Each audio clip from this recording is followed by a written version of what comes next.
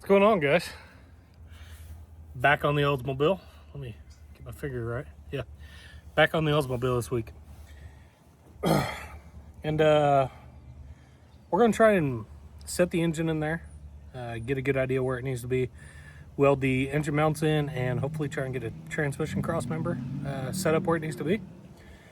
Once we get those two deals kind of set in stone, then we're going to take the engine back out and we need to reseal it. We got the cam cover seal, the rear seal, the oil pan seal, the front cover seal. I mean, we just got about every seal on the engine that you could possibly think of, except tag gaskets. Not doing them. Engine runs okay, as far as I know, so I don't see any reason taking the heads off and spending the money on that whenever the engine could just blow up. So, yeah, we don't want that. But if it does happen, at least we're saving a little bit of money by not putting in the head gaskets.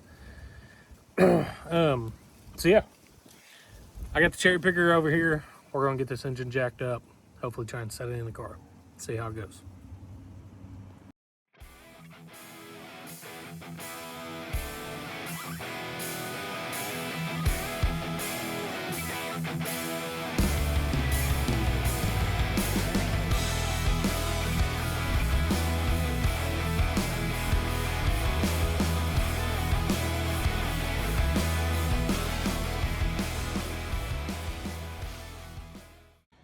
I'm telling you guys, if that just doesn't look like it's meant to be, golly, that looks stout. So what I ended up doing was I cut the mounts. Yesterday I did all this crap, so it wasn't even on video. I cut the old mounts off of this frame halfway, so I can still add these solid mounts. Not solid, but they're solider than factory, I guess you could say. The idea is I need to weld those in and weld this side in and kind of get everything squared up, lined up where it needs to be. And then we will take the engine back out once those are there and just really beef it up, put a couple supports in there, and then we will start working on the engine. So yeah, that turned out sweet. Anyways, I'm gonna get to welding all that. Actually, take a look at the transmission. So that tunnel is gonna be great. You got the transfer case, of course, it's gonna go right here. No big deal. That'll work out fine too. Man. I could probably take and build this cross member up. I'm not sure yet. We'll have to figure that one out. But that looks good there. It's gonna be good. All right, so first things first, before we do this, we need to make sure the transmission is centered inside of the frame, and kind of give you a rundown on that. I do got the tail shaft sticking out here, so we will measure off the center of the shaft. These are centered with the blocks on these. So this frame is 37 inches wide, so to meet right in the middle we need to be at 18.5 inches. So right now we are at 18 inches exactly. So we need to come over about half an inch. And since I'm trying to do this one-handed here, I'm going to use a ratchet strap, and that will kind of hold it in place.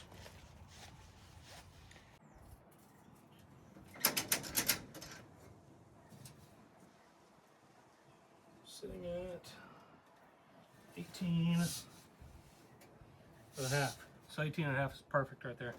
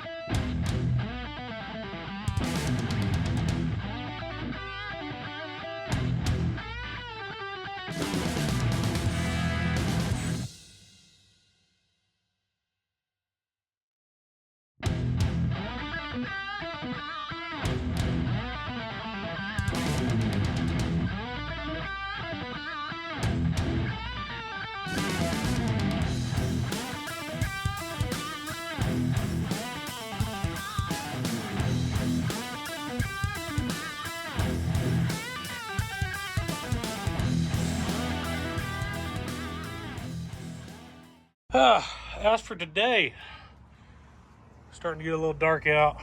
Need to get all my crap picked up. Transfer case is on. Had to do a little bit of clearing to be able to clear that.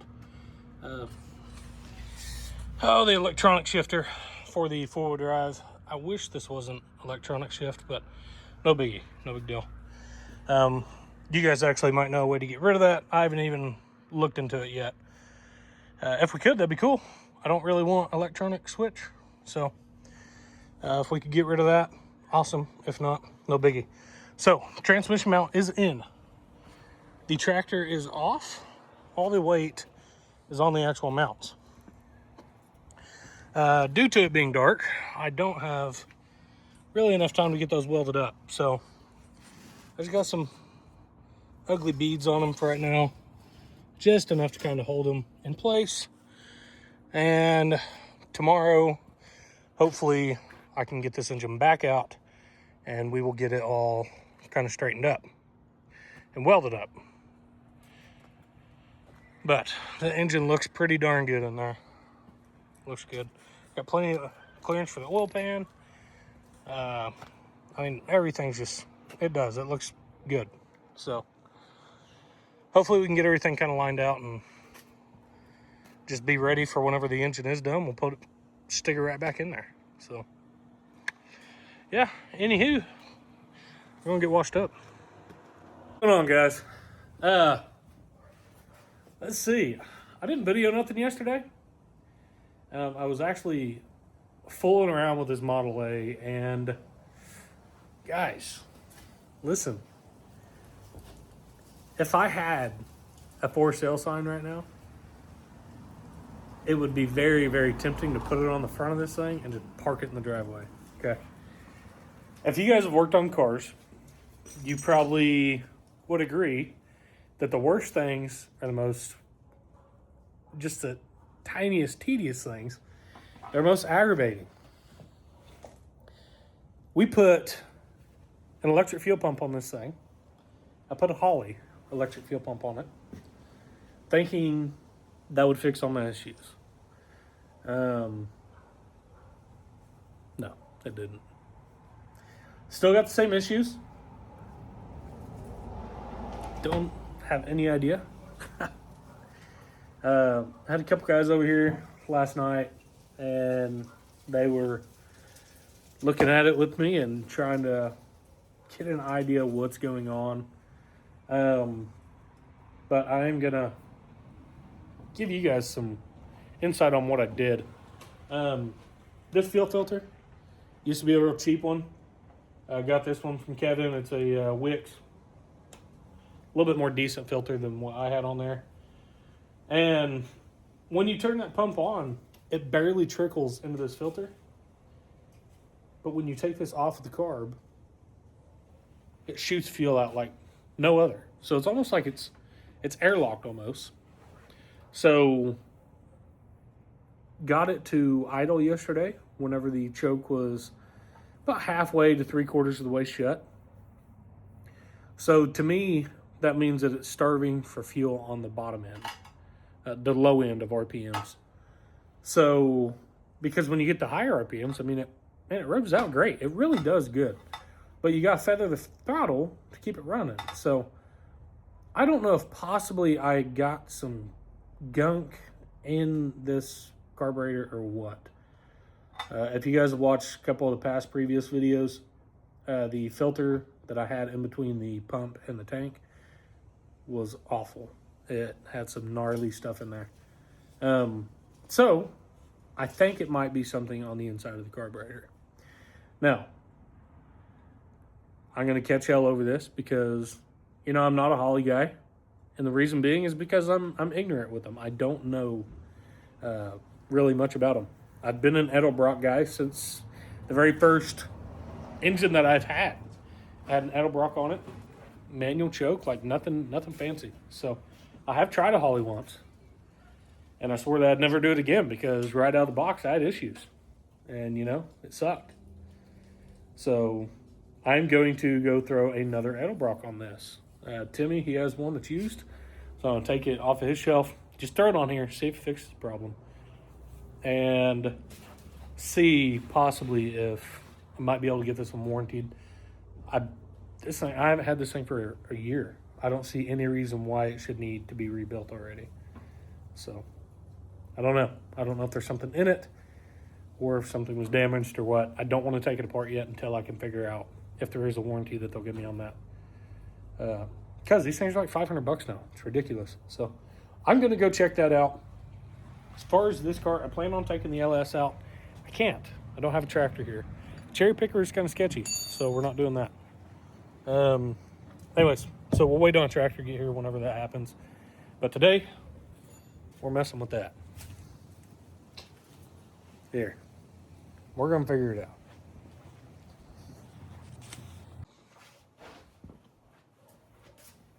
Guys, let me tell you, firsthand. Be nice to your local parts store personnel. This carb, okay, I don't want to get anybody in trouble, all right, but this carb is getting warranted. And I was told there's a 90-day warranty on them. And bought it, we'll just say 89 days ago, okay. Wink, wink. But we're getting warranted. So I'm gonna pull this thing out, make sure no gas gets in the garage and gets everybody high as a kite. And we're gonna pull this thing off and bring it up there tomorrow and just swap them out. So it's supposed to be here tomorrow. Same carb, manual choke, everything's the same. So that's gonna be pretty handy. I can get her out, man.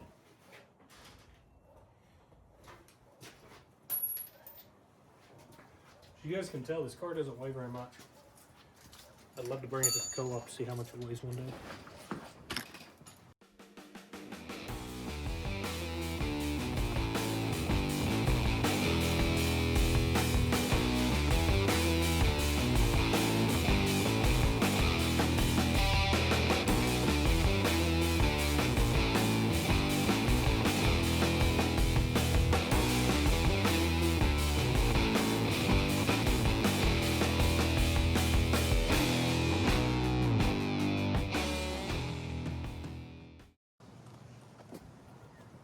Well, got some good news today.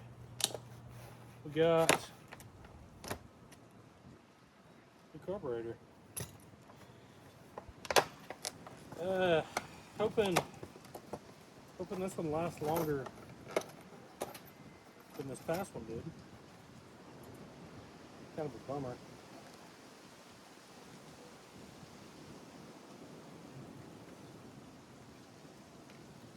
There we go. All right. I don't know if you guys have seen me use these actually, but these gaskets here, so usually you'll either put a paper gasket or double them up or whatever. This is a real thick puppy, and you can reuse it quite a few times, so it's a lot more handy.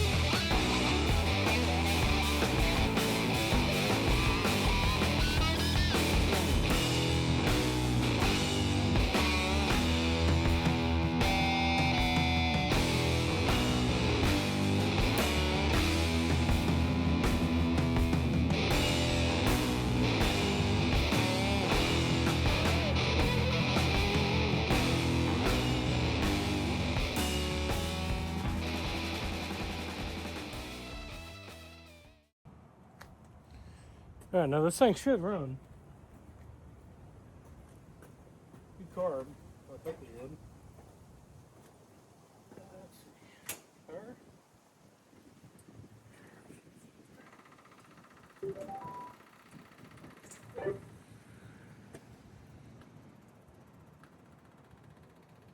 Filling up with fuel. Looking good so far.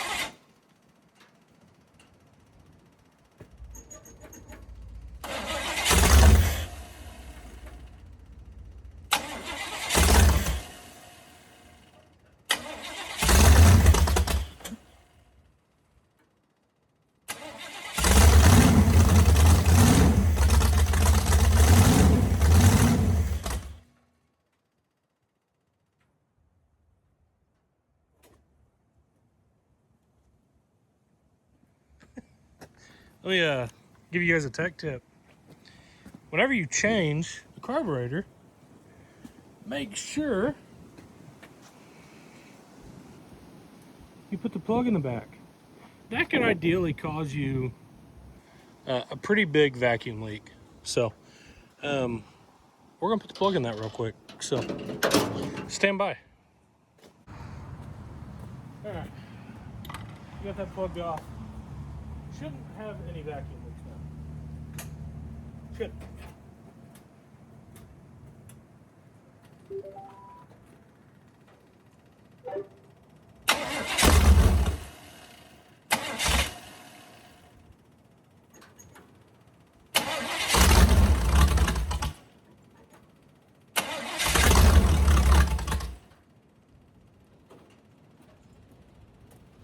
Turn the idle up.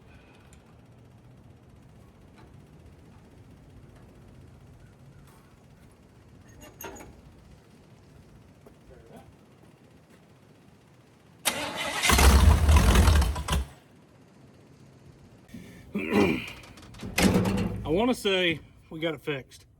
I feel like it's kind of at a high idle right now. We are, I don't know what the RPMs are. Actually, I didn't even look at that. But it's just kind of sounds a little high. Just start jacking with the throttle and stuff like that. Gonna have a vacuum gauge available probably, trying to think what is today. This will be next weekend. Got Jared coming up, and we're going to be doing some work to the Braxton truck, which will be super cool. I'm looking forward to that. But yeah, so he's bringing up a vacuum gauge. Hopefully we can get this thing kind of where it needs to be. But we're going to run to the fuel station, gas station, whatever, and get a couple gallons of fuel. So try a little bit of a voyage, I guess.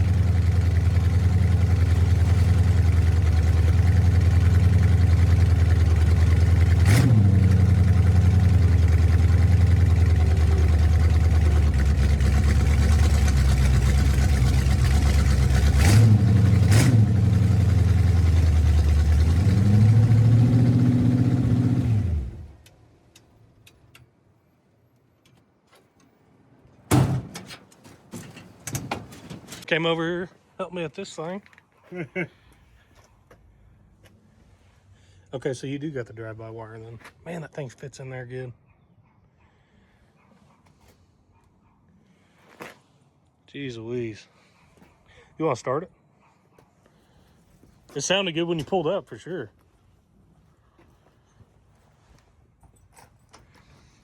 Hey, you just got factory manifolds too, don't you?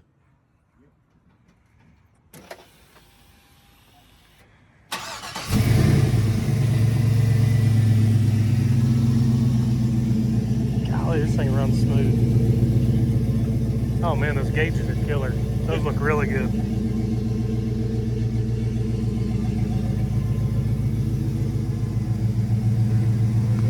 Do you really?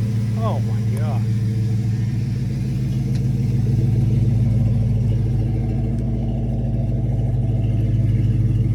What exhaust do you have on it? Jeez.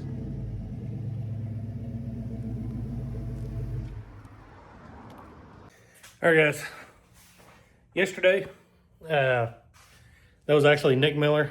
He's a local guy here in Fredonia. Really great guy. He is very knowledgeable whenever it comes to LS stuff. So he's going to be pretty much a go-to whenever it comes to doing this LS on the Oldsmobile. But I gave him a call because this carburetor, I've had nothing but issues on this thing as far as the fuel-related problems. Well, me and Kevin, and I can't remember his name. I really can't. I'm trying to think of it. I don't know. Man, if you're watching this, you know who I'm talking about. But anyway, so they came over, really just started looking at this thing. We all came to the conclusion that something was wrong in the carburetor, which was a bummer because it wasn't that old. So got that changed out, did phenomenal. It works great now, except I was having issues with the idle. Not the idle, but basically the RPM's coming back down to idle. So it wasn't doing it very quick. So we got to look at everything and really got it kind of simpled out or figured out. Learned how to do the vacuum. Tuning on that. Also, I did not know how to set total timing before. I will admit I was an idiot. I still am an idiot whenever it comes to a lot of this stuff. But I was able to figure out how to do that. So we have the engine at 33 degrees total timing. And what I mean by that is I have a digital gun. I didn't video it because I was trying to learn in the moment. But I got a digital gun, set it to 33 degrees on there, and we revved the engine up to 2,500 RPM, 2,600 RPM, right around that range. Brought the RPMs up either way. And we got it to where it says dead zero on the harmonic balancer. So that's 33 degrees total timing. So it does good and it drives great. So I was very pleased with it. Drove it again today. Ran uptown, grabbed me and Dakota some drinks, and it did great. So I'm very pleased with it. Let's see, show you a couple things here. Now, I did go ahead and add a choke cable. Just because I noticed today it was kind of a pain in the ass trying to get started because it was cold. So we do now have a choke cable hooked up to where right now it's just wide open. But that's probably how it's going to stay unless it is cold. Other than that, a little bit of painting in here. The next thing I got to do before Starbirds, the very last thing, is we need to make some igniters for this. And I'm actually going to borrow some. All my other builds have igniters on them, but I gave them away whenever I got rid of the vehicle. So we'll plug those in. I do need to go ahead and wire these plugs up to where they'll be right there to where it will ignite it, which ain't a big deal. We'll get that taken care of later. So yeah, this thing is a beaut now. It Runs really, really good. Pretty pleased with it. So yeah, that's about it this week. Got a couple things left to tidy up on this. Hoping to get the LS out of the Oldsmobile this week. That would be ideal to get that in here in the shop, start tearing that down. Also, this coming weekend, like I said, we got the Braxton Shark coming up. Jared is bringing it, so I'm very stoked to be able to work on that thing again. It's been a couple of years, so it'll be cool. It's went through a lot of changes. It's cool being able to see him take it to the level that he has taken it. It'll be neat, so I'm looking forward to showing you guys that. But yeah, again, as always, thank you guys for watching. You know, comment, subscribe, do whatever. If there's something that you want to see on this, feel free to let me know, and I'll try and go over it with you guys. So, but yeah, you guys have a good week. I'll see you next time. All right, you want to tell them bye? Bye. Knuckles. Boom, boom.